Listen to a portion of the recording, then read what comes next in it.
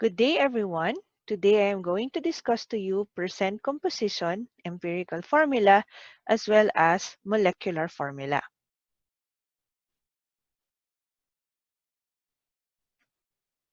Now, in a percent composition, the percent of all elements in a compound must equal 100.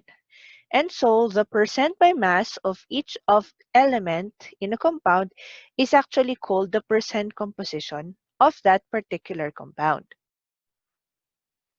Now, we determine the elements present in a compound as well as the percent by mass.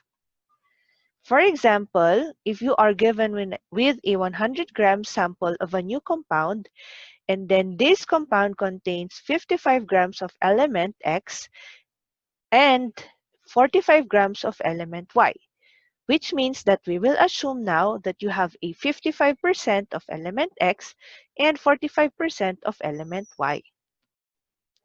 So how do we calculate now the percent by mass of a compound? So we will be using the formula mass of the element over mass of the compound times 100. So this will now be our percent by mass.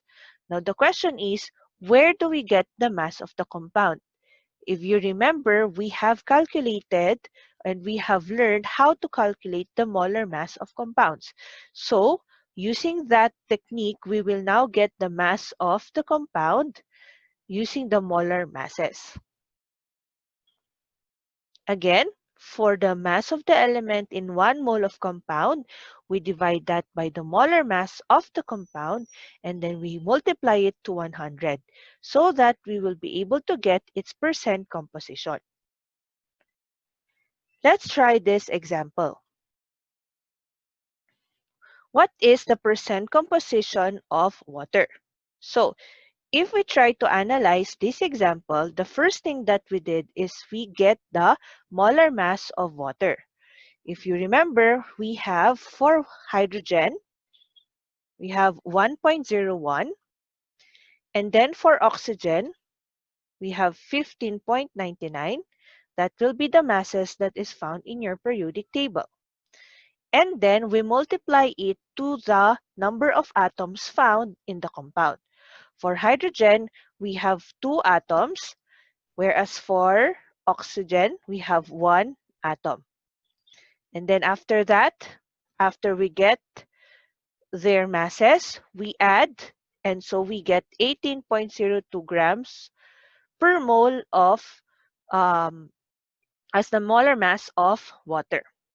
Now, after we get the molar masses of water, we now get their percent composition. So, first, we get now the mass of 2 atoms of hydrogen, and then we divide it to its mass or its molar mass, and we multiply it to 100 so that we will get 11.2% of hydrogen in water.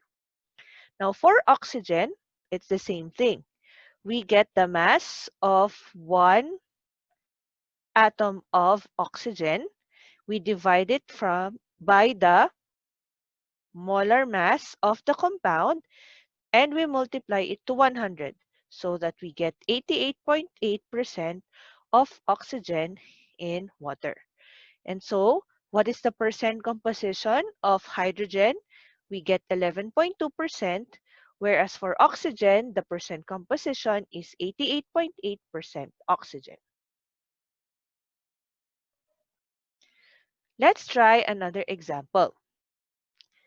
Okay, let's try sodium hydrogen carbonate. So the formula of sodium hydrogen carbonate is NaHCO3.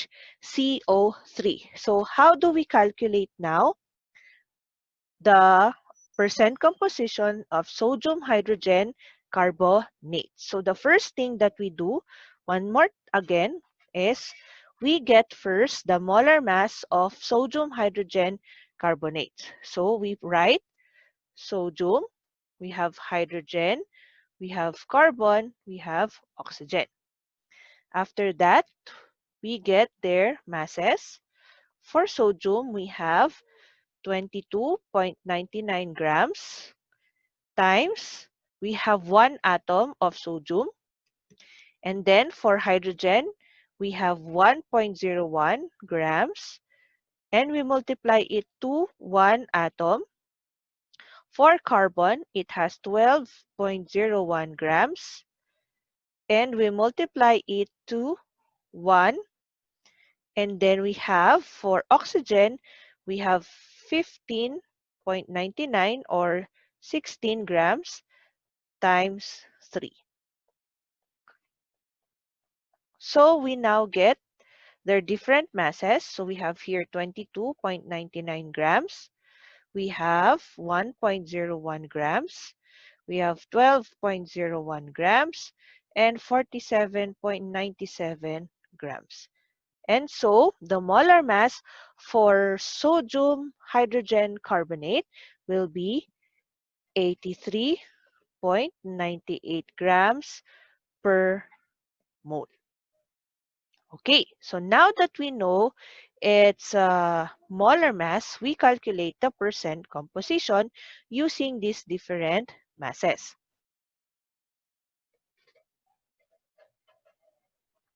Okay, so again for sodium or Na, we got 22.99 grams. We divide it now with the molar mass of the compound, which is 83.98 grams. And then we multiply it to 100. We also have hydrogen, which is 1.01 grams of hydrogen. We divide it by the molar mass, which is 83.98 grams times 100. Next, we have carbon, which is 12.01 grams. We divide it again by the molar mass, which is 83.98 grams times, okay, wait, okay. So 83.98 grams times 100, okay? And again, for oxygen, we have 47.97 grams divided by 83.98 grams times 100. So now we get their different percent composition. For sodium, we get 27.4. We have 27.4% sodium. We have for hydrogen, that's 1.2% of hydrogen. For carbon, we get 14.3% carbon. And for oxygen, we get 57.1% oxygen. So these are now the percent composition of our different elements which are found in sodium hydrogen carbonate.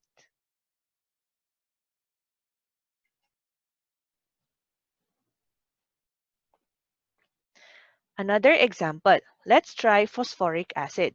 Phosphoric acid is a colorless syrupy liquid used in detergents, fertilizers, toothpaste, and in carbonated beverages for a tangy flavor. We are going to calculate the percent composition by mass of hydrogen, phosphorus, and oxygen in this compound. So again, how do we calculate the percent composition? We start with its molar mass. So we get the molar mass of phosphoric acid, H3PO4. We start with H, we get P, we get O. For hydrogen, we have 3 atoms. For phosphorus, we have 1. For oxygen, we have 4. Then we multiply it to their molar masses. So for hydrogen, we have 1.01 grams. For phosphorus, we have 30.97 grams. And for oxygen, we have 16.00 grams. Next is we get, of course, their masses. So we have 3.03 grams for hydrogen. For phosphorus, we have 30.97 grams. And for oxygen, we have 64 grams. Then we add it, so we get 98.00 grams per mole. Okay, so now that we know the molar mass, we can now calculate its percent composition. So we start with hydrogen. For hydrogen, we have 3.03. So that will be for the 3 atoms divided by the molar mass, which is 98.00 grams times 100. So we get 3.09%. Next, we get for phosphorus, that will be 30.97. So we have 30.97 grams divided by the molar mass, which is 98.00 grams, and we multiply by 100, and so we get 31.60%. And then lastly, for oxygen, we have here we got 64, so we have 64.00 grams.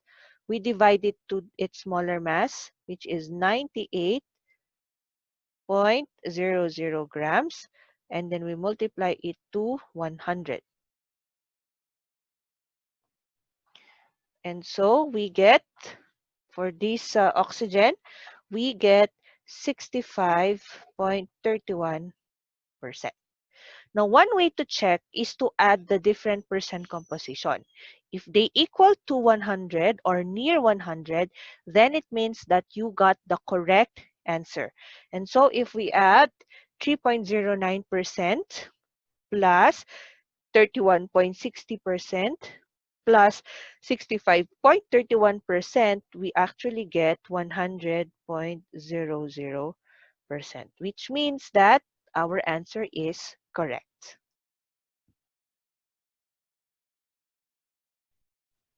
Now that we know how to solve the percent composition, let us now proceed to the different types of formula. We have two types of formula. We have what we call the empirical formula and the molecular formula. Now, the empirical formula is actually the formula of a compound that is expressed with the smallest whole number ratio of the atoms that are present. When we say molecular formula, this is the formula that will tell us the actual number of each kind of atom that is found in one molecule of a compound. In addition, when we say empirical formula, this is the formula that has been reduced to the lowest terms. But again, when we say molecular formula, this is the actual number of each element in the formula.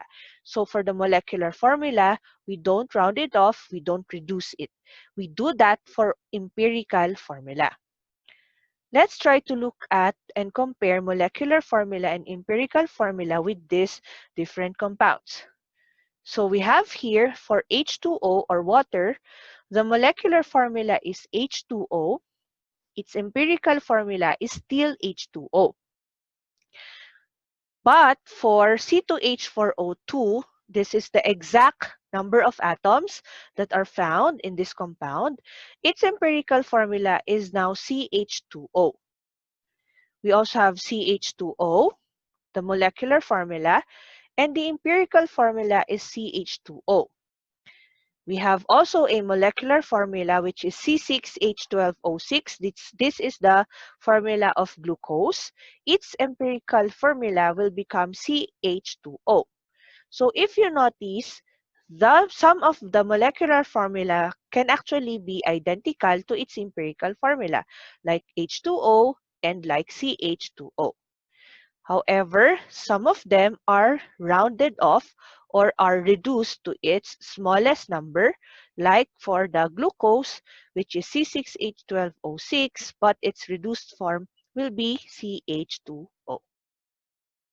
So why do chemists use molecular formula and empirical formula? After you have already analyzed the percent composition of a compound, the formula can actually now be calculated. And so, the formula can be calculated using the percent composition. That is what we call now the empirical formula.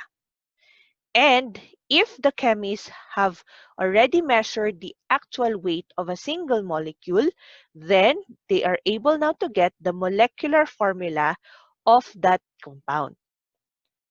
So today, we are going to calculate the empirical formula of different compounds using their percent composition. Now, take note, as we have calculated, the percent composition should be equal to 100%. And so, we are going now to assume that we are given 100 grams of that compound using the percent composition. And using their percent by mass of each of the element, we will now equate that to its mass. After that, we will now convert the mass of each element to moles by dividing the molar mass of the element. So, I'm going to show you the step-by-step procedure in how to calculate the empirical formula. For example, we have here ascorbic acid. Ascorbic acid or vitamin C cures scurvy. It is composed of 40.92% carbon, 4.58% hydrogen, and 54.5% oxygen by mass. So we are now going to determine its empirical formula. If you notice in this problem, it only tells us ascorbic acid, and it also tells us the elements that are found in ascorbic acid. However, we do not know how many atoms of carbon, of hydrogen, and oxygen is actually in ascorbic acid. This is the reason why we now determine its empirical formula.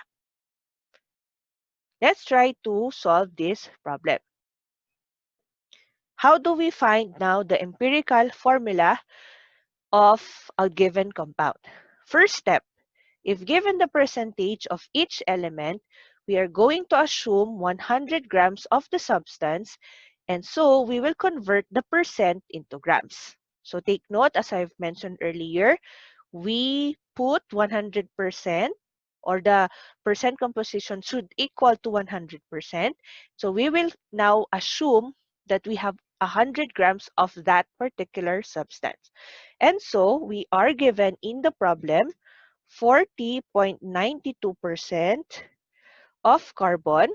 We are given with 4.58% of hydrogen, and for oxygen, we are given with 54.50% oxygen.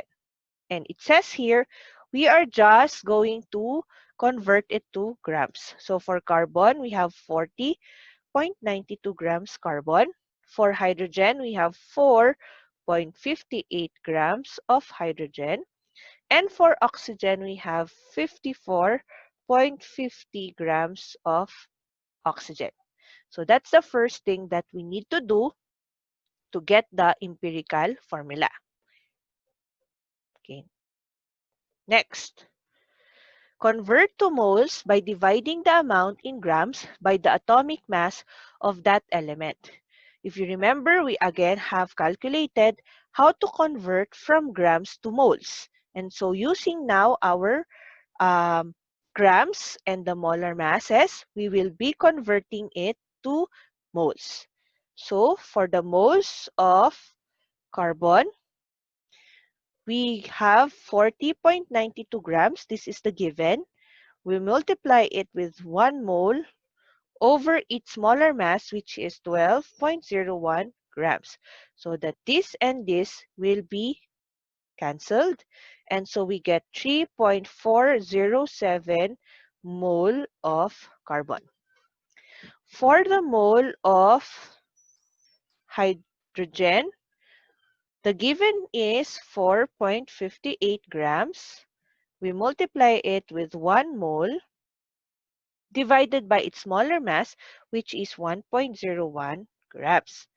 And so this and this will cancel, and we are now left with mole as our unit. So we have 4.535 moles of hydrogen. Lastly, for the moles of oxygen, the given is 54.50 grams. We multiply it with 1 mole divided by its smaller mass, which is 16.00 grams. So this and this will cancel, and so we get 3.406 mole of oxygen. So that's the second step in getting the empirical formula of a compound. Is it done? Not yet. Let's go to the third step. We will now select the smallest value and then divide it to all the values by this smallest one. So as we have calculated the moles, for carbon, the mole is 3.407 moles. For hydrogen, we got 4.535 moles. For oxygen, we get 3.406. Now, according to this step, we will choose the smallest value. And in the values we got, the smallest is for oxygen. That's 3.406.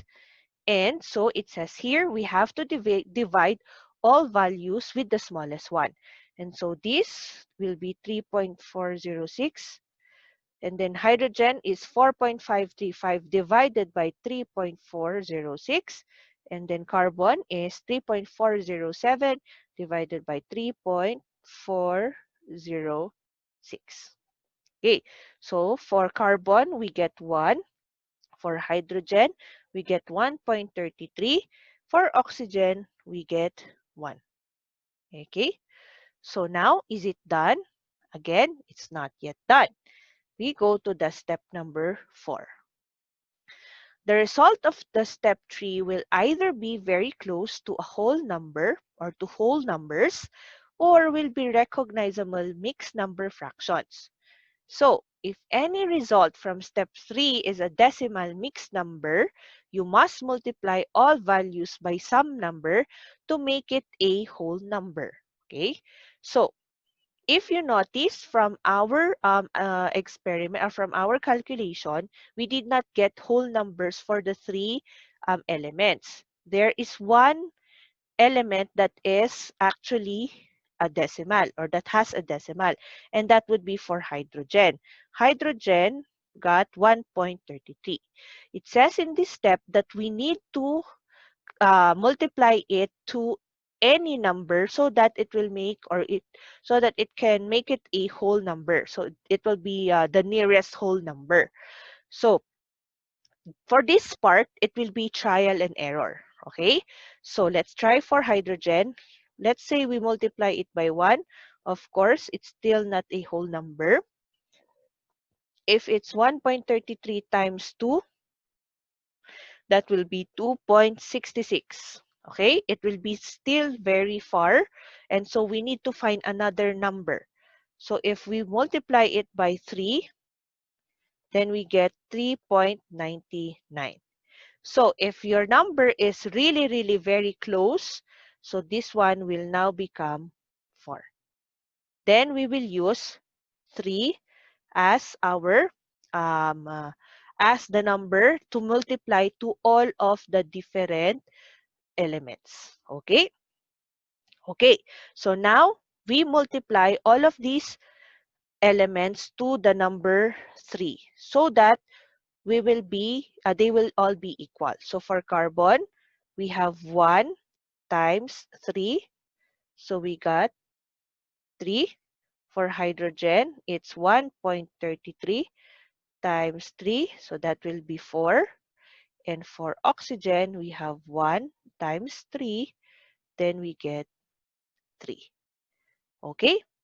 So again, in this part, we have to do some trial and error so that we can multiply it to any number to make it a whole number.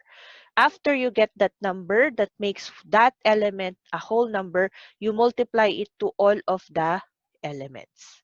So now that we got all of them has a whole number, these numbers will be now used as the subscript of our different elements.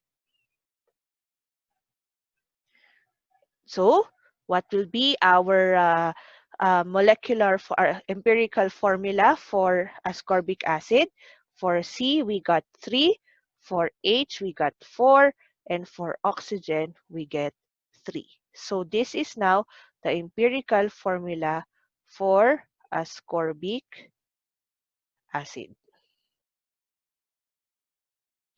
Okay, so again, it says here, use these whole number results as subscripts to write the empirical formula, listing in the elements in the order that they are given in the problem. So if it listed first hydrogen, then you put hydrogen first.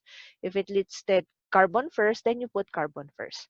And also, don't be surprised, in the subscripts in some formulas, they may be very large because many organic molecules are actually huge.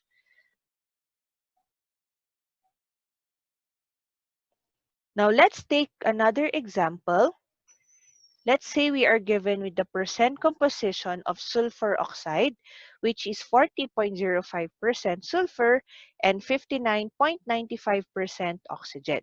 So how are we going to calculate or to get the empirical formula for sulfur oxide? So again, the first step that we do is we get the percent and then convert it to grams. And so we are given with 40.05% of sulfur. We convert it to grams, which is 40.05 grams. For oxygen, we are given with 59.95% oxygen. We convert it to 59.95 grams. Next, we convert it to moles using its molar mass. And so for sulfur, the molar mass is 32.07 grams. So that this and this will cancel. And then for oxygen, we multiply it to its molar mass, which is 16.00 grams. So this and this will cancel. So for the first one, which is the sulfur, we get 1.29, that will be 1.249 moles. And then for oxygen, we get 3.749 moles. Next step, you divide it by the smallest number that you got. So from the 2, the smallest will be sulfur. So we divide it by 1.249. And then for oxygen, we also divide it by 1.249. And so for sulfur, this will become 1, and this one will become 3. So for this problem, we do not have to do trial and error because we already got whole numbers. Okay? And so for the empirical formula, S will be 1 and oxygen will be 3. And so the empirical formula of sulfur oxide is SO3. So for us to remember how to solve the empirical formula, we will be using this one. Percent to mass, mass to mole, divide by the smallest, multiply until whole. So by remembering this, we would be able to solve for the empirical formula. Now that we know how to solve the empirical formula, let us now proceed how to solve for the molecular formula. Now, how do we determine the molecular formula? As we have mentioned earlier, the molecular formula is the formula that will tell us the exact number of atoms that is in a compound. So a molecular formula will specify to us the actual number of atoms of each element in one molecule or formula unit of that substance.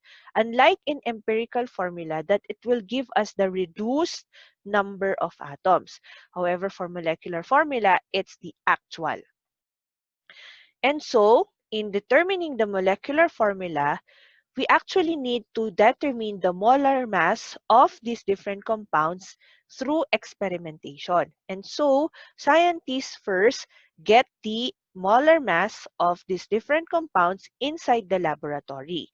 And then we compare it with the mass that is presented or represented by the empirical formula or by the molar mass that we calculate using our periodic table. So here are the steps in molecular formula. First, we calculate the empirical formula mass from the empirical formula. So this one, we first calculate the molar mass using our periodic table. Step 2, we divide the given molecular mass by the calculated empirical formula mass. Where do we get the given molecular mass? Usually it's stated in the problem because they have already measured this inside the laboratory. Step 3, to get the molecular formula, we will multiply the subscripts in the empirical formula by the number that we have obtained in step number 2. So we will be using this formula. Experimentally determined molar mass of the compound, again that is given in the problem, divided by the calculated molar mass of the compound. This one we need to calculate. So we get N, or the integer. And so to get the molecular formula, we just have to multiply the empirical formula or the subscripts of the empirical formula to whatever number that we have calculated using this formula. For us to be able to understand, let's take a look at this example. Let's say we are given with P2O5. We need to calculate its molecular formula. And in the laboratory, they were able to find out that its molar mass is 283.88 grams per mole. So this is now our experimentally determined molar mass. How do we now solve for its molecular formula? So the first thing that we do is, again, we need to solve for the molar mass of P2O5. So we have P,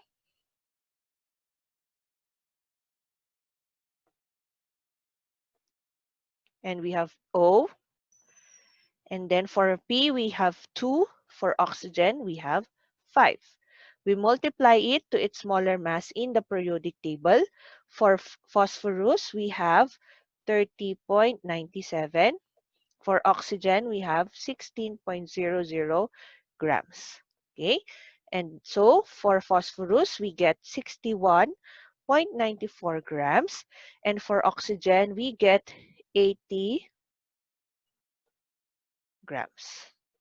Next is we add them together. So we get 141.94 grams per mole. Now, after we get the molar mass, we now divide it from the experimentally determined molecular mass. And so we get 283.88 grams per mole divided by the molar mass, which is 141.94 grams per mole. And so we get 2. After we get this number, we will now multiply it to the subscripts of the empirical formula. So we get P2O5, we multiply it by 2. So the molecular formula is now P10, that will be P4. Okay, that will be P4O10. This is now our molecular formula for P2O5. Okay, so if you notice, the calculation for molecular formula is actually easier than the empirical formula. Okay, for the last example, let's say we have mesitylene. So mesitylene is a hydrocarbon found in crude oil and has an empirical formula of C3H4. So the determined or the experimentally determined molecular weight is actually 121 atomic mass unit. What is its molecular formula? So again, for this problem, we need to calculate first the molar mass, and then after that, we divide it by the experimentally determined molecular weight, and then we multiply it to the empirical formula. So let's try to solve first its molar mass. So we are given with C3H4. So we get the molar mass. For carbon, we have 3 atoms. For hydrogen, we have 4 atoms. We multiply it to the smaller mass. So for carbon, we have 12.01 grams. For hydrogen, it's 1.01 grams. And so we get, for carbon, 36.03 grams. For hydrogen, we get 4.04 grams. And so the molar mass for C3H4 or mesitylene will be 40.07 grams per mole. Next, we divide it from the experimentally determined molecular weight, and that will be 121 grams per mole or atomic mass unit divided by 40.07 grams per mole. So this and this will cancel, and so we get 3.02. So since 3.02 is very near to 3, we will now round it off to 3. And so, again, we multiply this number by the empirical formula, so times 3. Now the molecular formula of mesitylene is C9H12. What does this mean? The actual number of carbon atoms in mesitylene is 9, and the actual atom for hydrogen is 12. So this is how we get the empirical at the molecular formula given the empirical formula and its molar masses. I hope that you have learned something from this lesson, and I'll see you again for the next lecture.